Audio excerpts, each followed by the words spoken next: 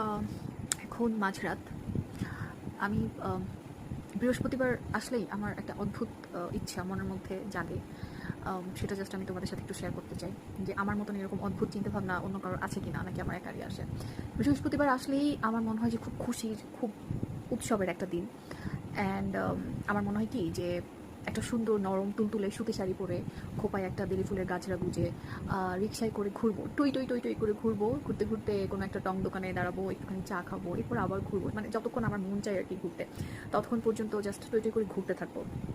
অবশ্যই একা না, আমার সাথে আমার কোনো প্রিয় মানুষ থাকবে, যার সাথে আমি গল্প করব, বিভিন্ন রকমের বায়না করতে পারবো, আবদার রাখতে পারবো, খুনসুটি করতে পারবো, বাচ্চামি করতে পারবো, মানে যেটা আমি আর কি, অ্যাকচুয়ালি যেটা আমি।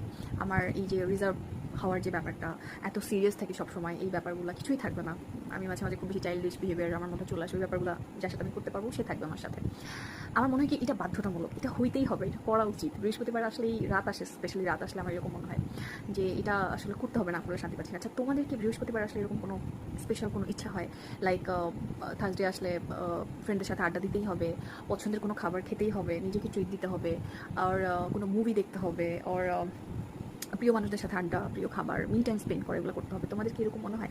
আমার মনে হয় যে হ্যাঁ, একটু এইভাবে করে করতে পারলে ভালো লাগতো, বা করতেই হবে, না করলে শান্তি লাগতেছে না। তোমাদের যদি এরকম কোনো চিন্তাভাবনা মানে আমার মতন এরকম আসে, তাহলে অবশ্যই আমাকে জানাবো।